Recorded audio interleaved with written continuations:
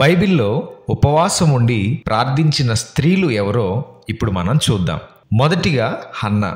మొదటి సమూయేలు గ్రంథం 1వ అధ్యాయంలో మనం చూస్తే హన్నా తాను గొడ్రాలిగా ఉన్నందున తనకు కుమారుణ్ణి అనుగ్రహించుమని దుఃఖంతో మనోవేదనతో దేవునికి మొర్రపెడుతూ ఉపవాసం ఉండి దేవుని సన్నిధిలో ప్రార్థించింది. దేవుడు ఆమె ప్రార్థన ఆలకించి ఆమెకు ఇశ్రాయేలు యొక్క గొప్ప ప్రవక్తలలో ఒకరైన సమూయేలును బహుమానంగా దేవుడు అనుగ్రహిస్తాడు. రెండవదిగా ఎస్తేరు.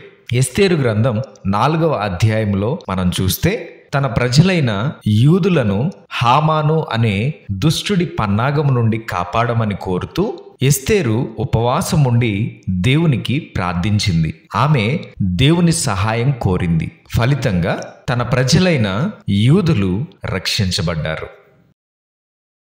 మూడవదిగా నినివే పట్టణపు స్త్రీలు. యోనా గ్రంథం 3వ అధ్యాయంలో మనం చూస్తే యోనా హెచ్చరిక విని నినివే ప్రజలు, పురుషులు మరియు స్త్రీలు ఉపవాసముండి పశ్చాత్తాపపడ్డారు. స్త్రీలు అని బైబిల్లో వ్యక్తిగతంగా పేర్కొనకపోయినా ఆ పట్టణంలో అందరూ తమ పాపములను విడిచిపెట్టి దేవుని కోపాగ్ని నుండి, ఉగ్రత నుండి తప్పించబడాలని ఉపవాసముండి ప్రార్థించి దేవుని కనికరాన్ని పొందుకున్నారు. ఆ ఉగ్రత నుండి తప్పించబడ్డారు. చివరిగా అన్నా ప్రవక్త.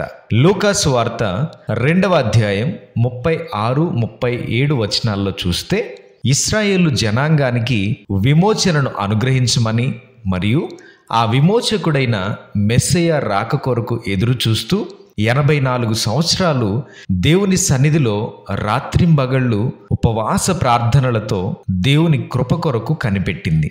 ఆ నిరీక్షణకు ప్రతిఫలంగానే లోకరక్షకుడైన విమోచకుడైన ప్రభువైన యేసు క్రీస్తును తన కన్నులారా చూడగలిగింది. ఉపవాస ప్రార్థన బహు శక్తివంతమైనది.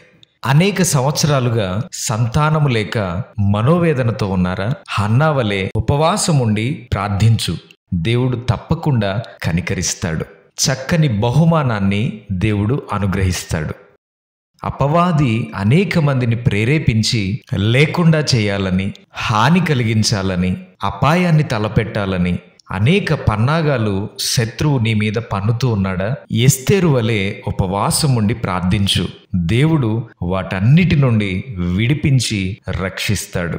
నీకు విరోధముగా రూపించబడిన ఏ ఆయుధమును వర్ధిల్లకుండా చేస్తాడు.